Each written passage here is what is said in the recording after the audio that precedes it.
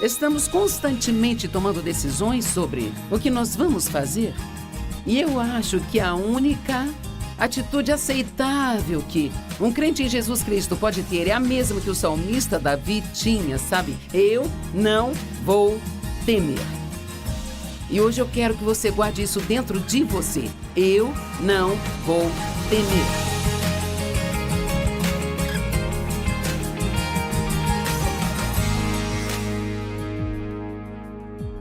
Seja bem-vindo ao Desfrutando a Vida Diária. Eu espero que você realmente se divirta hoje. Eu vou falar com você hoje sobre o medo. Todos experimentamos o medo em nossas vidas. O medo traz tormento. E Deus não nos deu um espírito de medo, mas de poder e amor e uma mente sã. E eu não sei com que você pode estar lidando agora, mas posso dizer com segurança que a maioria das pessoas nos assistindo hoje estão lutando com algum tipo de medo. E sabe, o salmista Davi disse: eu não vou temer, o que o homem pode fazer comigo? E eu não acho que Davi estava dizendo: eu não vou sentir medo, sabe? Eu acho que ele estava fazendo uma declaração: eu não vou temer.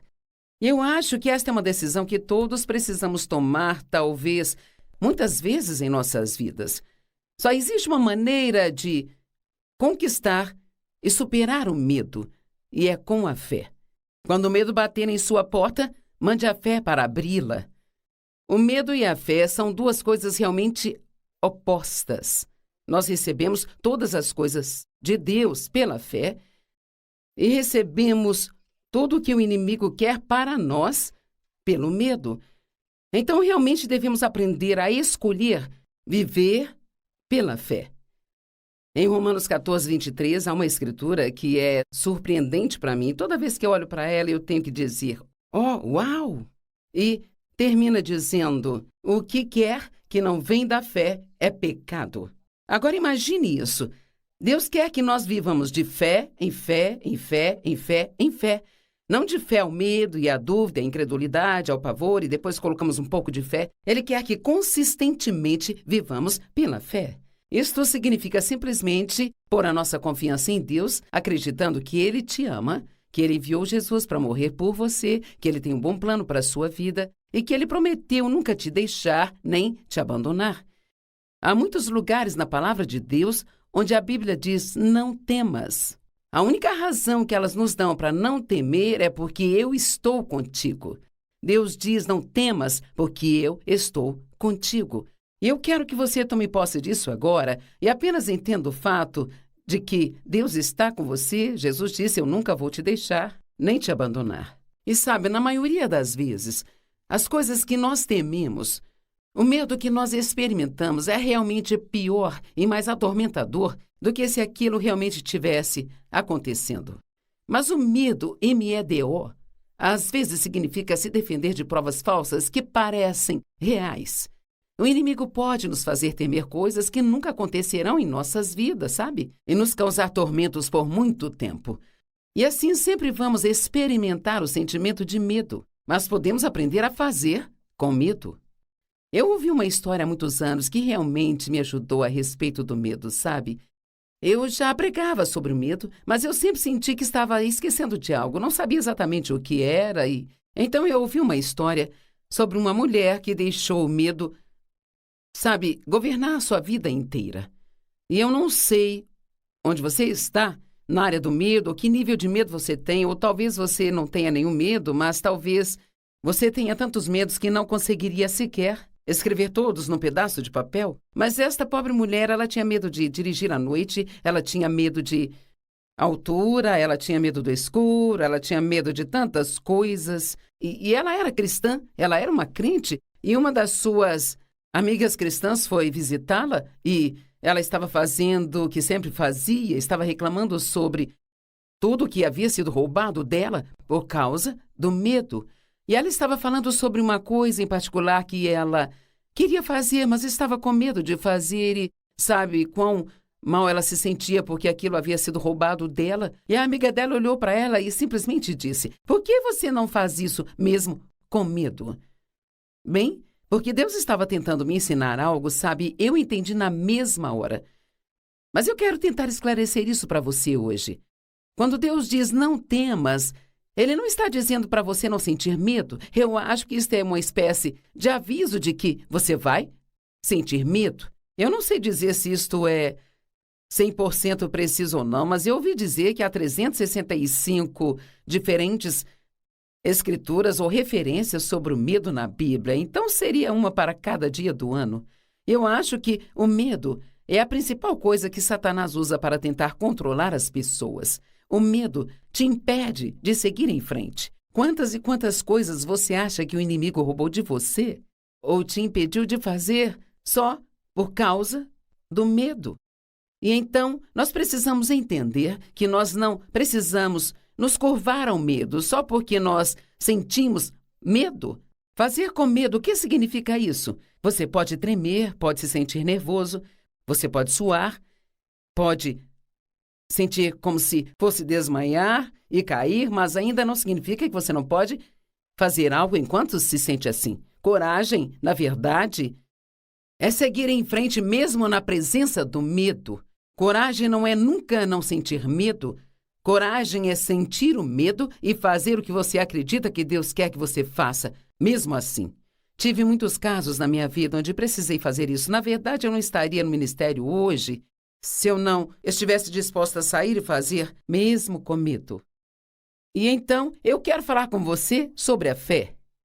E também um pouco sobre o medo. E eu espero e oro para que a palavra penetre profundamente em seu coração e que você realmente encontre alguma ajuda nesta área do medo. E eu acredito que, seja qual for a palavra pregada, que há poder nela para libertar pessoas nesta área também. Então, eu estou crendo hoje que, enquanto você ouve a palavra, há um poder disponível para te libertar, se você estender a mão e recebê-la. Hebreus 11:6. Pois sem fé é impossível agradar a Deus. Pois todo aquele que se achega a Ele deve crer que Ele existe e que Ele é o recompensador daqueles que diligentemente o buscam. Então, Deus quer que nós acreditemos. Primeiramente, acreditemos que Ele é, que Ele existe, e Ele quer que acreditemos que Ele é bom. Creia que Deus existe e acredite que Ele é bom. Esse é o começo. E tantas vezes nos perguntamos o que Deus quer de mim. Eu acho que há um pequeno demônio que é enviado para se assentar em nossos ombros, sabe? Todos os dias e sussurrar em nosso ouvido o dia todo. O que você vai fazer? O que vai fazer? O que vai fazer? Parece que todo mundo quer saber o que vamos fazer e alguns dos discípulos foram até Jesus e perguntaram, isso está registrado em João 6, 28, 27, 28 e 29. O que devemos fazer para agradar a Deus?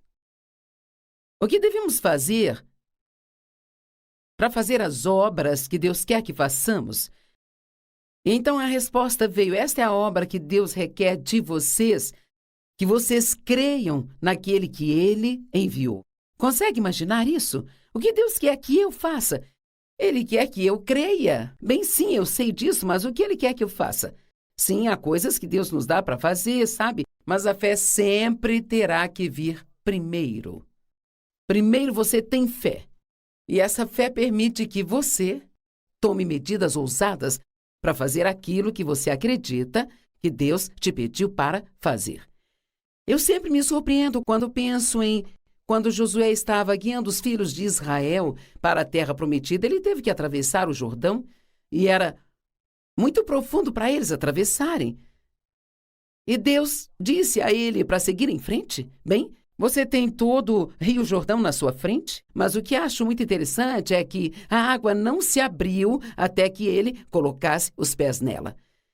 Você já ouviu alguém dizendo, eu coloquei o meu pé nisso agora? E o que elas querem dizer com isso é, ok, eu comecei algo, agora, se Deus não me ajudar, certamente eu vou falhar.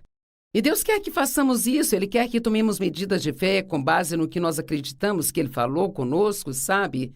Quer sintamos que Ele falou ou não.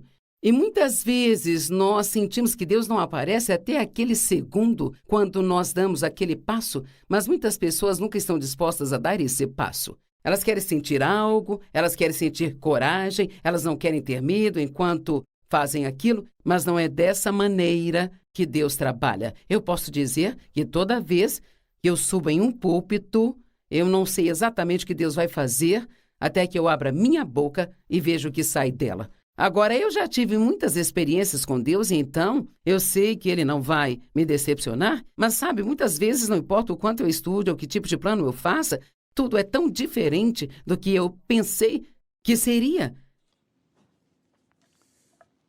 O que devemos fazer para fazer as obras de Deus? Isso é o que Deus requer de você, que você acredite. Sabe, quando a família de Lázaro estava esperando Jesus chegar, eles haviam chamado Jesus quando Lázaro ainda estava vivo e apenas doente. Mas a palavra de Deus diz que ele esperou de propósito até Lázaro morrer. Na verdade, quando ele chegou lá, Lázaro já estava morto há 4 dias e a Bíblia diz que ele amava Lázaro. Em nossa mente natural, podemos pensar, bem, que tipo de amor é esse? Sabe, você não veio me ajudar quando precisei, então, quando ele apareceu... Claro que Marta disse, se você estivesse aqui, Jesus, meu irmão não teria morrido. E Jesus disse a ela, eu não disse a você, crê somente e você verá a glória de Deus? A glória de Deus é a manifestação da sua excelência.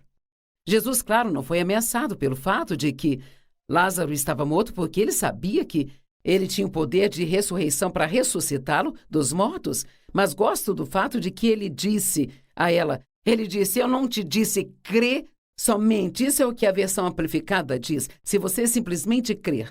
Sabe, acho que muitas vezes isso é tudo o que precisamos fazer, precisamos somente crer, continuar acreditando que Deus vai fazer alguma coisa. Sabe, Ele nem sempre faz exatamente o que queremos que Ele faça, mas Ele sempre faz algo. E Ele sempre faz a coisa certa para as nossas vidas. Pode não ser o que pensávamos que Ele deveria fazer, mas podemos aprender a confiar nele mais do que confiamos em nós mesmos. Eu estava pensando nesta manhã como, às vezes, quando nós nos cumprimentamos,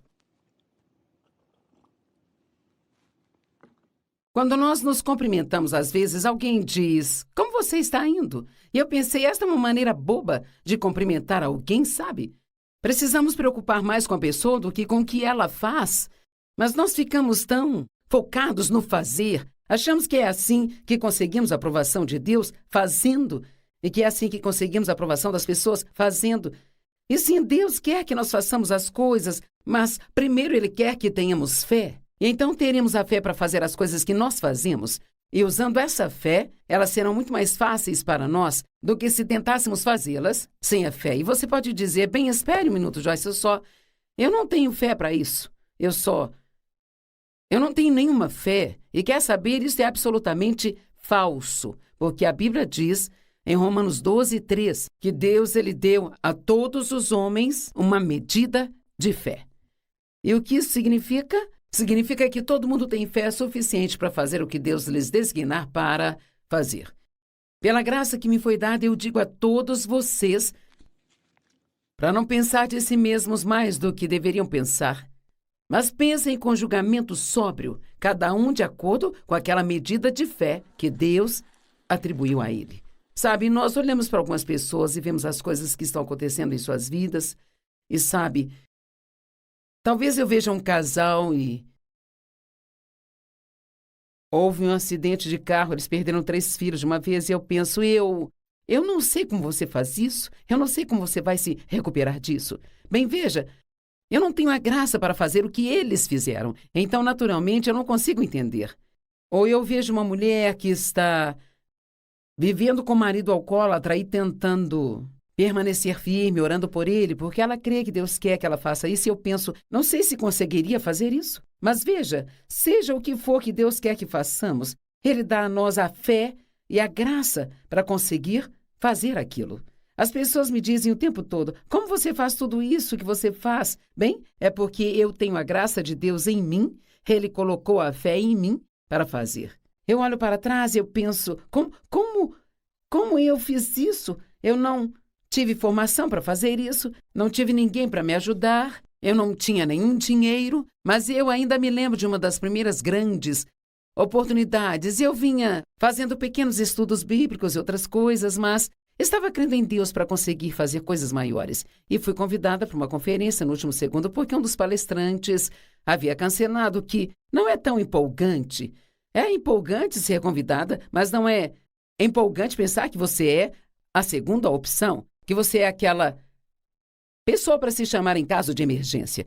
E então, muitas pessoas que estavam naquela conferência eram conhecidas, pessoas de grandes nomes, e todas elas tinham títulos extravagantes, doutor e reverendo, profeta e profetisa, e lá estava a Joyce. Bem, havia 900 pessoas naquela conferência e pareciam 9 milhões para mim. Eu era apenas uma palestrante de workshop, eu não era uma das palestrantes principais, e assim eles pediram, na noite de abertura, para todos os palestrantes de workshop subir e apenas dar uma sinopse de cerca de 1 minuto sobre o que iriam falar no dia seguinte. Eu estava com tanto medo, tão assustada, tremendo e suando. A boca estava seca. Eu estava tão assustada que quando eu abri a boca para tentar dizer algo, só saiu um grunhido, sabe? E sabe, eu sou muito ousada, então para eu dizer que a minha voz... Eu estava tão assustada que a voz não estava funcionando. Eu estava muito assustada.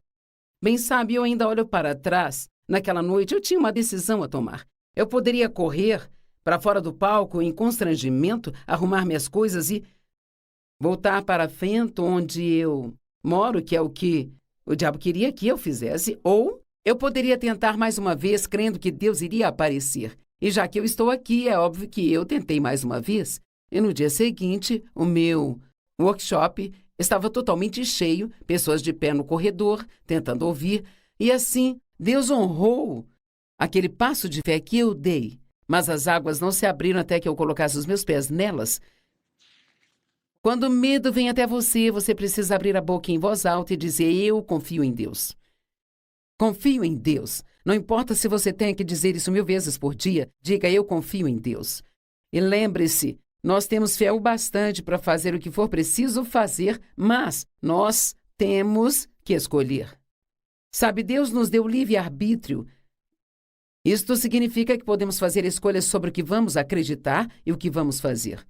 E se você realmente pensar sobre isso, há um monte de forças opostas no mundo, ao bem e o mal, o amor e o ódio, a depressão e a alegria, a dureza e a bondade, o barulho e o silêncio, o positivo e o negativo. E então, realmente, nós estamos constantemente tomando decisões sobre o que vamos fazer. E eu acho que a única atitude aceitável que um crente em Jesus Cristo pode ter é a mesma que o salmista Davi tinha, sabe? Eu não vou temer. E hoje eu quero que você guarde isso dentro de você. Eu não vou temer. Eu não disse eu não vou sentir medo. Você sentirá medo em momentos diferentes da sua vida, eu sinto, você também, e todo mundo sente, e provavelmente isso vai durar enquanto vivermos. Mas nós não precisamos ceder a isso. Nós podemos responder a esse medo com a fé e dar um passo, e seguir em frente, fazer o que cremos que Deus nos pediu para fazer. E essa é a única maneira pela qual você será bem-sucedido. Sabe, Deus planejou uma ótima vida para você, quero que saiba disso. Pense nisso. Deus é bom. Ele planejou uma grande vida para você. Em João 10:10, Jesus disse: o ladrão vem somente para matar, roubar e destruir, mas eu vim para que você possa ter e desfrutar sua vida e que a tenha em abundância ao máximo até que ela transborde. Nós lemos isso em vários lugares na Bíblia, que Deus ele quer nos abençoar e que Ele quer nos usar de forma poderosa, quer suprir todas as nossas necessidades e que Ele quer fazer grandes coisas para nós e através de nós. Ele é bom e Deus tem um bom plano para a sua vida. E eu sinto que há alguém que precisa se apegar a isso hoje. Porque agora, nesse momento, não parece que a sua vida esteja sendo muito boa ou que já tenha sido muito boa. E o inimigo está dizendo que ela nunca vai ser boa. Mas eu quero te dizer, crê somente e você vai ver a glória de Deus. Veja, crer é sua escolha. No que você acredita é sua escolha. Você pode crer nada de bom vai acontecer comigo ou pode crer algo de bom vai acontecer comigo hoje. Isto é algo que eu tento dizer todos os dias. Eu creio que algo de bom vai acontecer comigo hoje e algo bom vai acontecer através de mim hoje. E permanecer na fé. Romanos 1,17 diz que na palavra de Deus há uma justiça revelada. Esta é uma posição que nós temos com Deus por sua graça e misericórdia, sabe? Porque nós cremos em Jesus. Ele nos justificou nele, mesmo que nós não façamos tudo certo.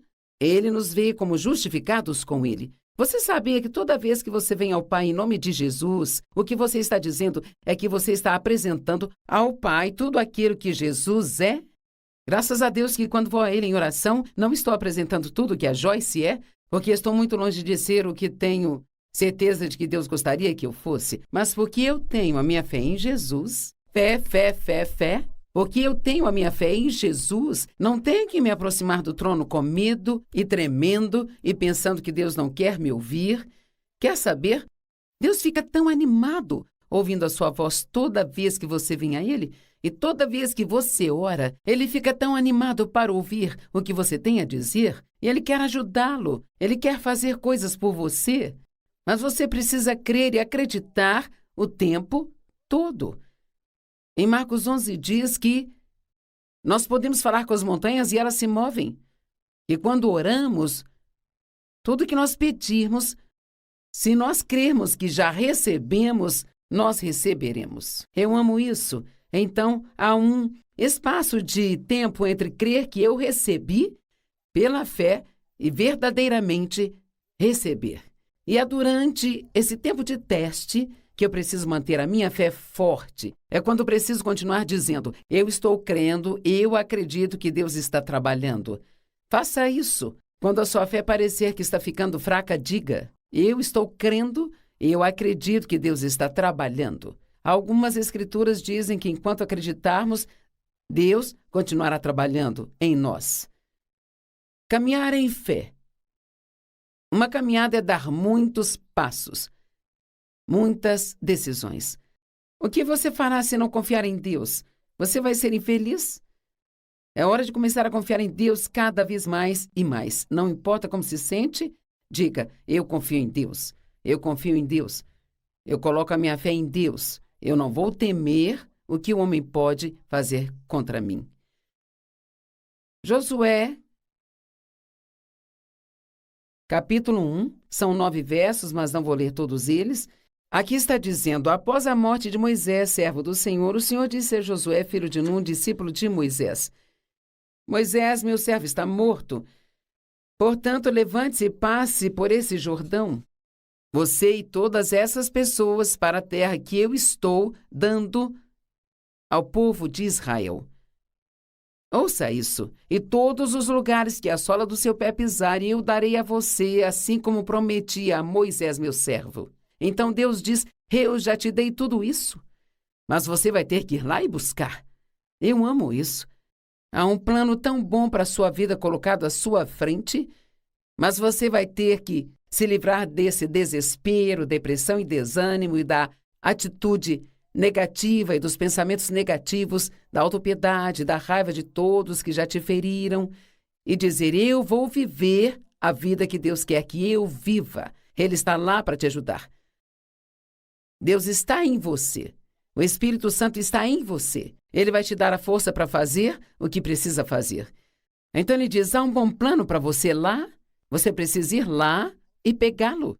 E então no versículo 5, ele diz, seja forte e corajoso, para que você faça com que esse povo herde a terra. Verso 9, não foi eu quem te ordenou? Seja forte e corajoso. Não temas nem te assombres, pois o Senhor teu Deus é contigo onde quer que você vá.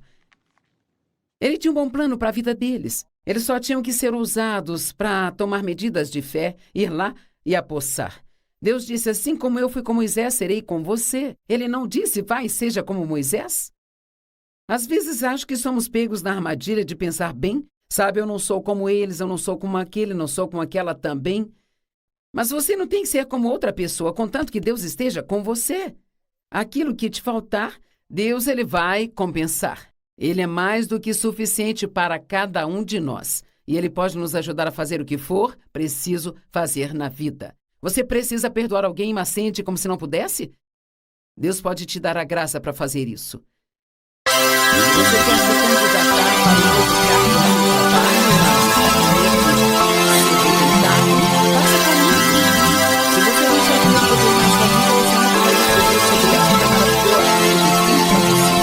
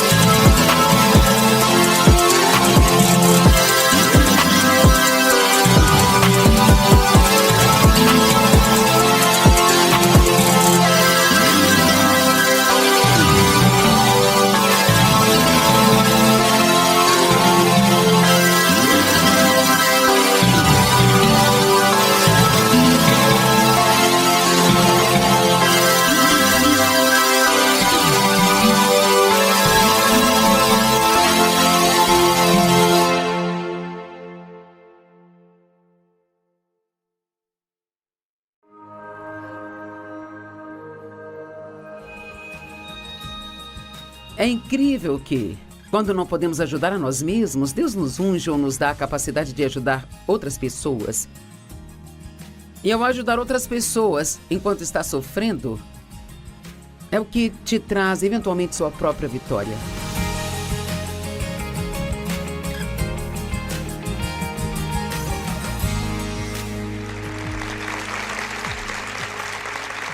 Obrigada por juntar-se a nós hoje no Desfrutando a Vida Diária. E eu acredito que se crermos na palavra e a vivermos em nossas vidas, nós vamos desfrutar todos os dias da nossa vida. Não significa que todos serão perfeitos, mas através da força de Deus nós podemos aprender a ser alegres no meio de situações que são muito difíceis de lidar. Estamos trabalhando numa série chamada Mentalidades Certas e Erradas. E como os nossos pensamentos realmente têm um enorme impacto em tudo na nossa vida. Então hoje vamos falar da mentalidade errada chamada autopiedade. Sentir pena de si mesmo. Eu fiz muito disso na minha vida. Alguém já sentiu pena de si mesmo? Bem, uns 3 ou 4. É bem assim. Eu amo isso. Você quer um milagre? Quem já perdeu tempo sentindo pena de si mesmo? Essa é a coisa mais inútil, a coisa mais egocêntrica que podemos fazer. Deus mostrou-me há muito tempo que a autopiedade é uma forma de idolatria. Bem, espera um minuto, não. Estou me curvando e adorando ídolos, sabe? Mas quando você fica sentindo pena de si mesmo, na verdade, você está se voltando para si e idolatrando a si mesmo. E tudo fica sendo sobre você. E sabe, Deus nos deu o dom de compaixão, que é para fluir de nós em direção a outras pessoas que estão sofrendo ou passando por tempos difíceis. Mas se pervertemos esse dom e o transformamos em autopiedade, então tudo fica sendo sobre nós. E eu vou te lembrar de um pequeno segredo que espero que você não tenha esquecido, mas se for esse o caso, é incrível que, quando não podemos ajudar a nós mesmos, Deus nos unge ou nos dá a capacidade de ajudar outras pessoas. E ao ajudar outras pessoas enquanto está sofrendo, é o que te traz eventualmente sua própria vitória. Se você pensar sobre isso logicamente, se eu posso te ajudar, por que não posso ajudar a mim? Porque Deus quer que nós nos ajudemos uns aos outros. Ele trabalha através de nós, é Deus que faz, mas Ele age através de pessoas para ajudar as outras pessoas. Mas se eu estou focada em mim, e a única música que conheço é tudo sobre mim, então eu realmente não consigo alcançar outras pessoas. E acredite, passamos muito tempo pensando em nós mesmos. Sei que você já ouviu a palavra mártir. Bem, ela é uma mártir ou ele é um mártir. E o que é isso? É a pessoa que faz uma grande demonstração de sofrimento para despertar simpatia. Veja, a autopiedade está errada, mas também é errado tentar fazer com que outras pessoas sintam pena de você. Eu me lembro nos primeiros anos do meu casamento com Dave, eu ficava sentindo pena de mim mesma sobre alguma coisa, eu ficava tentando explicar tudo para ele. Eu me lembro dele olhar para mim e dizer, eu não vou ter pena de você. E eu ficava pensando, você tem um coração duro, você é mau e não me ama, é indiferente. Sabe, eu ficava brava com ele porque eu pensava, você não tem nenhuma compaixão. E ele dizia, você não precisa que eu sinta pena de você, você precisa pegar esse problema e permitir que Deus te ajude a superá-lo. E veja, a verdade é que, enquanto ficarmos sentindo pena de nós mesmos, nós não vamos superar qualquer que seja o problema com o qual estamos lidando. E mesmo que você possa ter razão para sentir pena de si mesmo, Deus me diz, você não tem o direito de fazê-lo, porque eu estou disposto a libertá-la. Veja, só porque temos uma razão para fazer algo, não significa que temos o direito de fazê-lo. Como crentes em Jesus Cristo, como crentes em Jesus, nós temos muitos direitos e privilégios que não teríamos se não fôssemos crentes, mas também temos uma maior responsabilidade. Para quem muito é dado, também muito é requerido.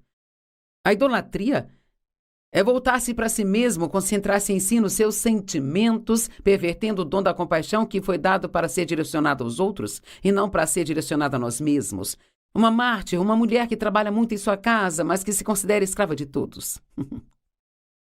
Aqui eu sou uma escrava, enquanto faço todo o trabalho, todo mundo fica se divertindo. Olha essa, passei o dia todo cozinhando e vocês comendo e agora vocês vão embora, deixa bagunça para eu arrumar. São pessoas que vivem se sacrificando, mas não com a motivação certa. Sabia que às vezes nós literalmente nos esgotamos tentando ganhar a simpatia? A maneira como eu agi anos atrás, quando o Dave saía para jogar golfe. Ou assistir ao futebol. Eu queria que ele prestasse atenção em mim.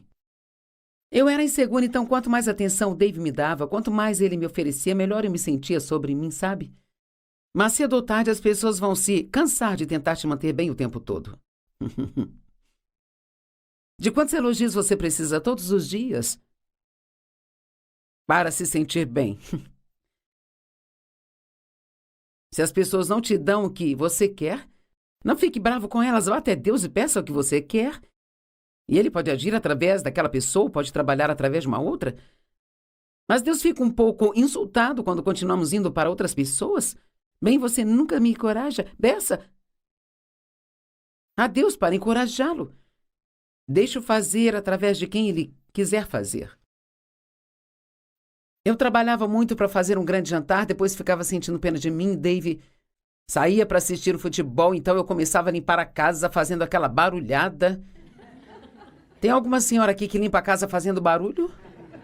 Isso envolve bater panelas, gavetas, portas e então eu começava a marchar para frente e para trás na sala onde ele estava com o aspirador de pó, aspirando e sacudindo. Nunca me esquecerei do dia que ele disse: querido, se você está indo para a cozinha, me faz um chazinho.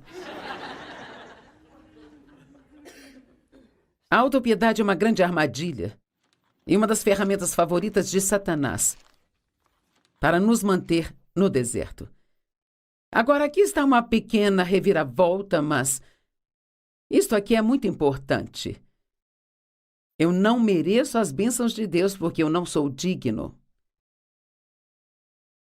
É uma atitude de que não vão receber as bênçãos de Deus porque acham que não merecem. O engraçado é que você está certo, você não merece. Nós realmente não as merecemos. E aquelas pessoas que tentam merecê-las são as mais miseráveis de todas, porque elas estão constantemente nas obras da carne, tentando merecer o que Deus nos dá gratuitamente. Você não pode merecer um presente.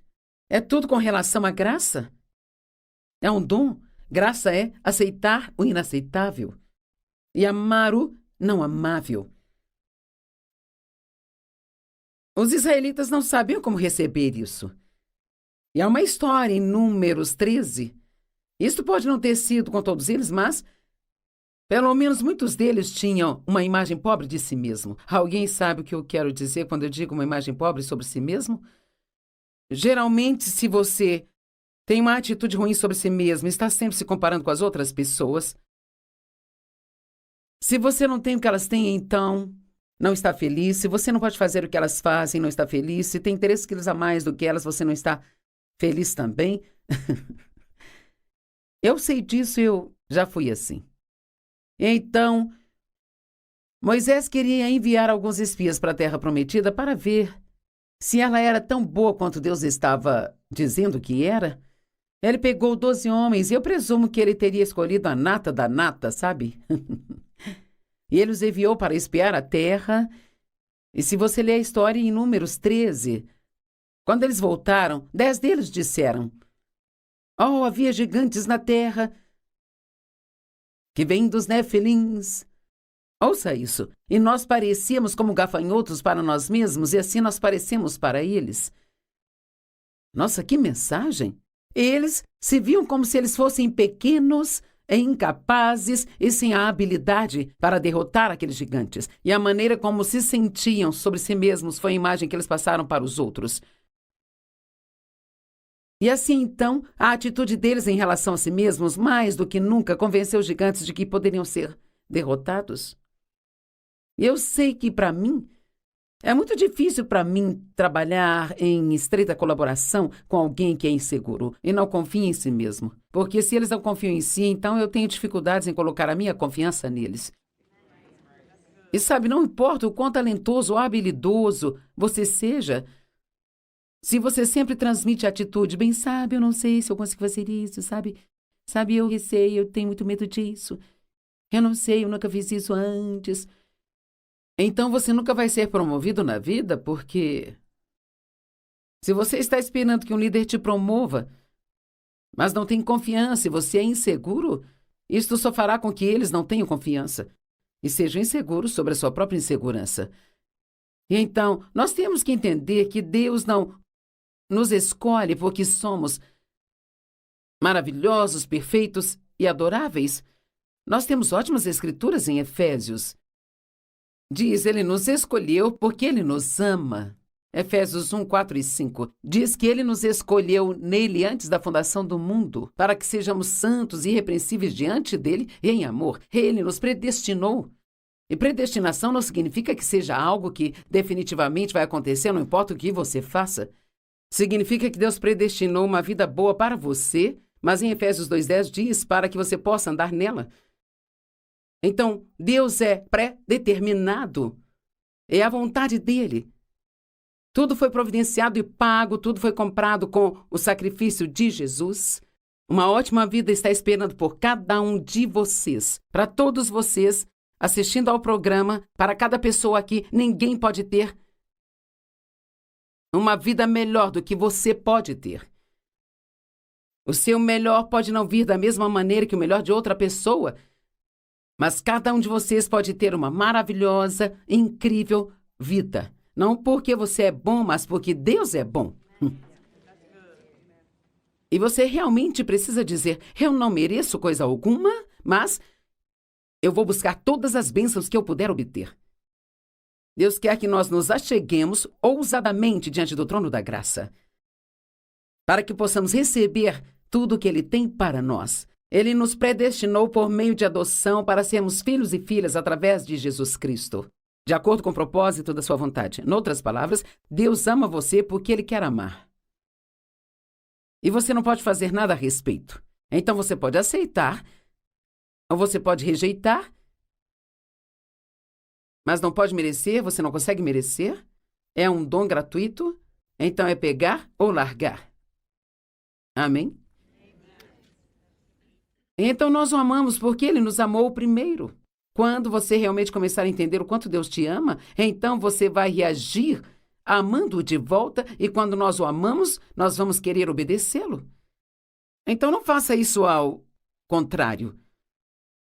Jesus é digno e nós somos co-herdeiros com Ele. Deixe-me perguntar, você é um empregado ou um herdeiro? Agora, quer saber, eu espero deixar uma boa herança para meus filhos e netos. E eu sei que nenhum deles, quando eu me for, vai recusá-la. Nenhum deles vai dizer: eu não sou digno, não posso aceitar. Eu oro para que eles não briguem pelo que sobrou. E nós precisamos ter a mesma atitude que Jacó teve. Jacó e Esaú, você conhece a história, eram gêmeos?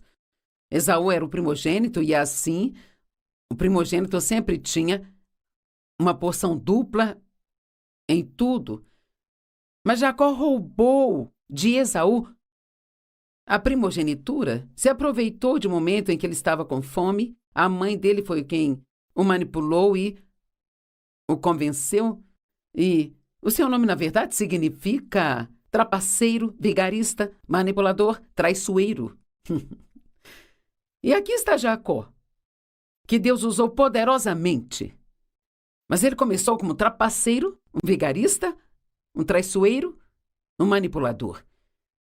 Ele mentiu para o pai, roubou o direito de primogenitura do irmão e ele fugiu como louco, que é o que costumamos fazer quando fazemos algo errado. E assim ele fugiu por muitos e muitos anos com medo de Esaú. Mas então eu amo a história de Gênesis 32. Aparentemente ele finalmente se cansou de fugir, então diz que ele enviou a sua esposa e os filhos e tudo o que ele tinha para o outro lado do rio. Ele foi se encontrar com Deus. E sabe, às vezes você tem que estar disposto a se afastar de tudo e apenas se acertar com Deus e pronto. E assim, a Bíblia diz que ele lutou com um homem, com letras maiúsculas. Aquele era o anjo do Senhor. Ele lutou com ele a noite toda. Você já teve uma luta com Deus? Vamos lá. E quando o homem viu, o homem, que ele não prevalecia contra Jacó, ele tocou na sua coxa e a coxa de Jacó foi deslocada das juntas enquanto lutava com o anjo. E a Bíblia diz que ele passou toda a sua vida mancando. E eu entendo esse mancar como as nossas fraquezas e enfermidades, incapacidades, e assim, sabe, você pode sair mancando desde que saia com a sua bênção. Amém? Então ele disse: deixe-me ir. Imagine Deus dizendo: deixe-me em paz, deixe-me ir. Pois o dia já nasceu, mas Jacó disse: ouça isso, não vou deixá-lo ir a menos que você me abençoe. Então aqui está esse vigarista, trapaceiro, manipulador, mentiroso, com audácia de lutar com Deus e dizer: eu não vou deixá-lo ir até que você me abençoe. E quer saber? Deus gostou da atitude dele. Eu disse: Deus gostou da atitude dele. Deus ama uma atitude que venha pressionada com base na palavra e não com base no seu desempenho. Então nós prosseguimos para as promessas de Deus porque Ele nos prometeu, não porque nós as merecemos. E Jacó saiu de lá abençoado.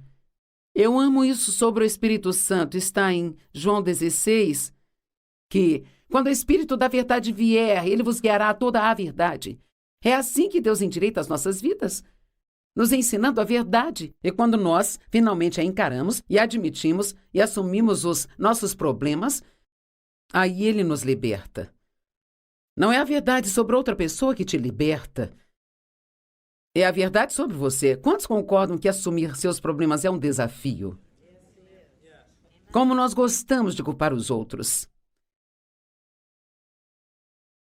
Pois ele não falará por sua própria autoridade, mas o que ele ouvir, ele falará e declarará a vocês as coisas que hão de vir. Agora veja isso. Ele vai glorificar-me, porque ele ouvirá aquilo que é meu e vai declarar a vocês. Então, o Espírito Santo, a Bíblia Amplificada diz, ele vai transmiti-la a vocês.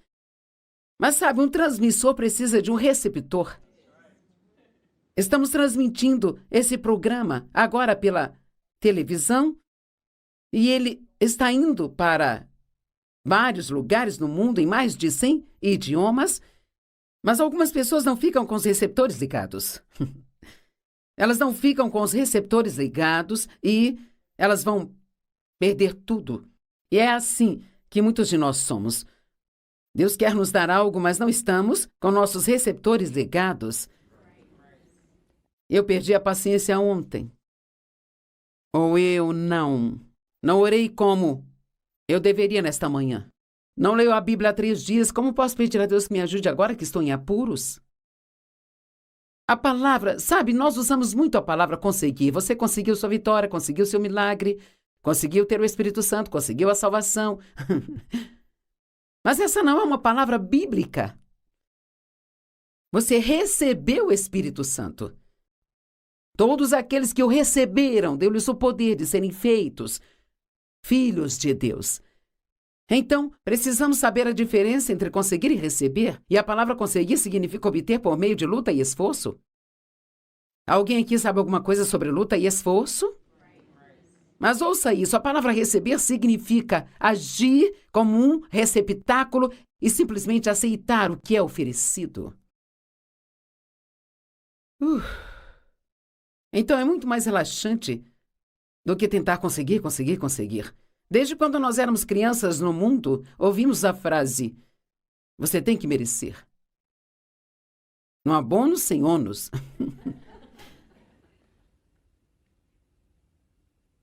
Mas esta não é a economia do reino de Deus. Deus recompensa aqueles que diligentemente o buscam, não aqueles que têm um registro perfeito. Então, eu acredito que Deus vai me recompensar porque eu sou diligente todas as manhãs.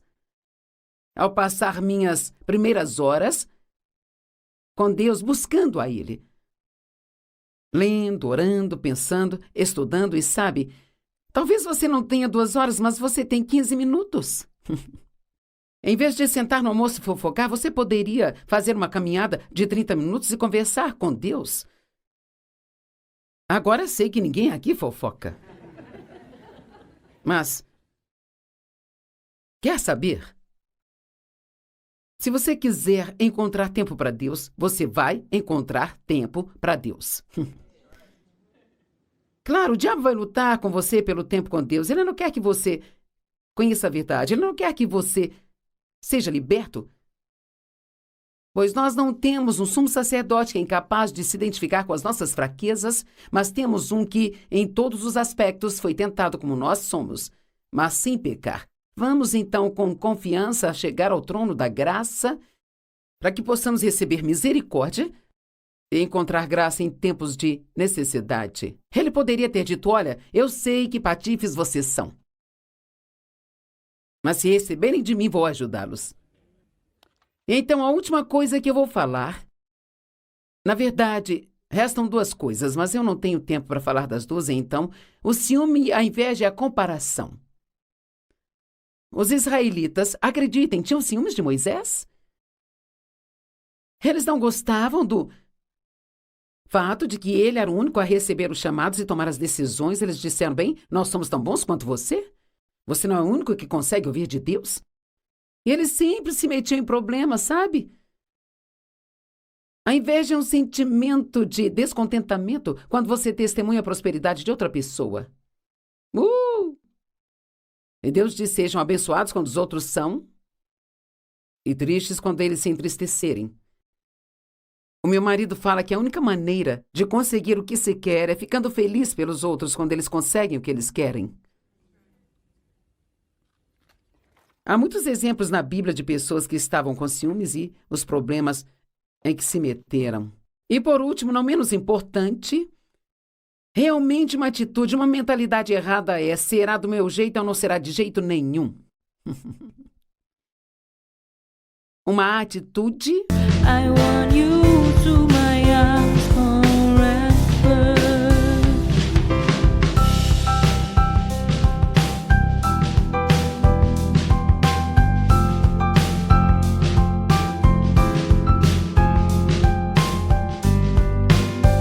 I am blessed with so many beautiful things, but I think the best is you.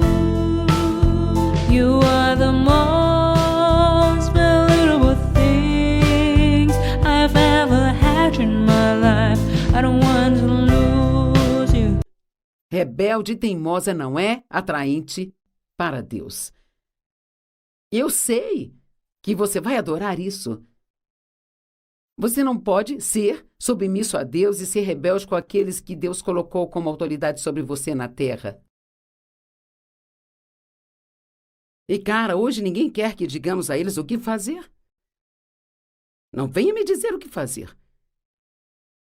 Não gostamos de placas de limite de velocidade, nem cintos de segurança. Não gostamos, sabe?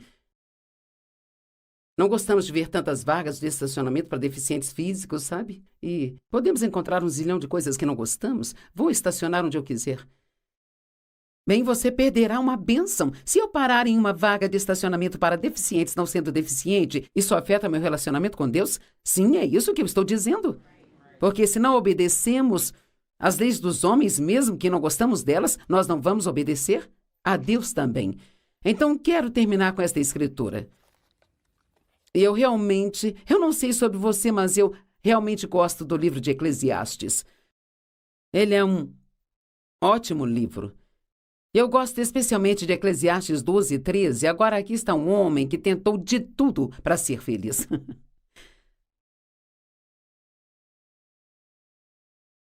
E então, em Eclesiastes 12, ele diz, bem, aqui está o fim de tudo. Tudo foi ouvido, eu tentei de tudo, mas tudo... O que posso dizer é: tema a Deus e guarde os seus mandamentos, pois este é o dever de todo homem. Então, basicamente, ele está dizendo: eu tentei tudo que se possa